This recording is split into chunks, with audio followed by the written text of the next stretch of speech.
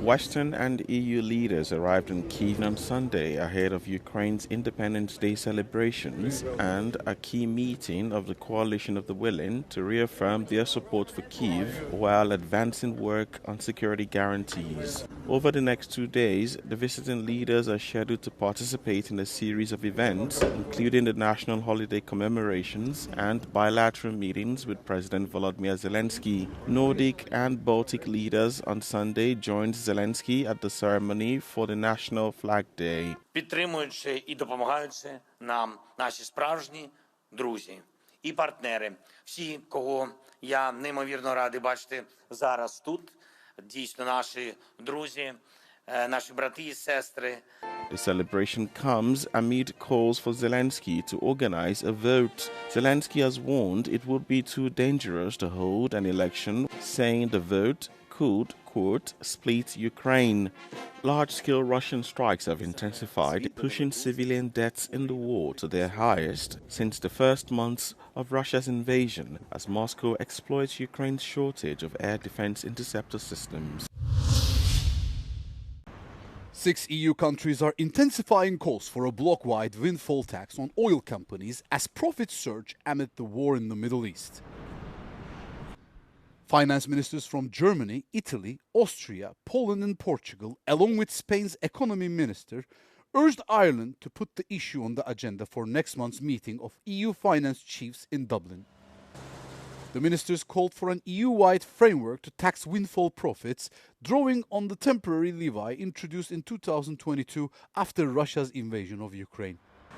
Beyond the proposal, Germany's finance minister Lars Klingbeil said that excessive crisis profits should be returned to consumers. Energy companies have posted major earnings as the war disrupted shipping through the Strait of Hormuz.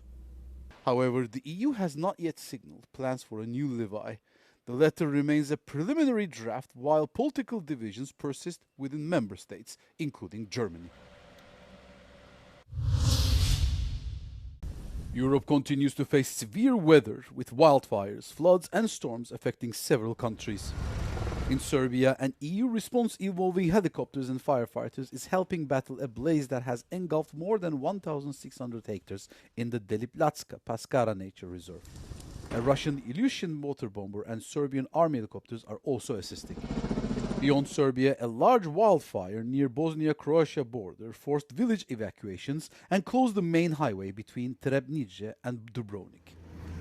Croatian firefighters joined the response as strong winds pushed the flames inland. In Spain, flooding in Tarragona injured 11 people after more than 145 millimeters of rain fell in some areas. Meanwhile, firefighters in Valencia stabilized a wildfire that burned around 630 hectares and forced more than 1,000 people to evacuate. Further north, Poland recorded more than 6,500 storm-related incidents since Friday.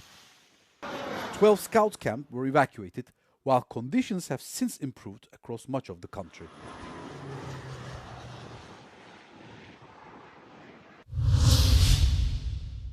Wildfires across Europe are exposing a potentially deadly threat beneath the landscape: unexploded bombs and mines left from World Wars I and II.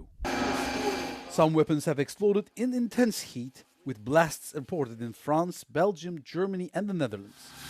In Belgium, fires have spread across former battlefields, including the High Fence, where emergency services have been adapting to the risk of buried munitions. Beyond the immediate threat to firefighters, Belgium's Explosive Ordnance Disposal Service responds to more than 3,000 calls every year and disposes of up to 250 tons of wartime munitions. Climate change is increasing the risk, researchers say, as extreme heat and drought can trigger explosives or expose weapons hidden underground.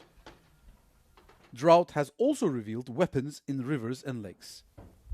In Slovakia, falling water exposed 2 naval mines, while bombs emerged from receding waters in Hungary and Germany.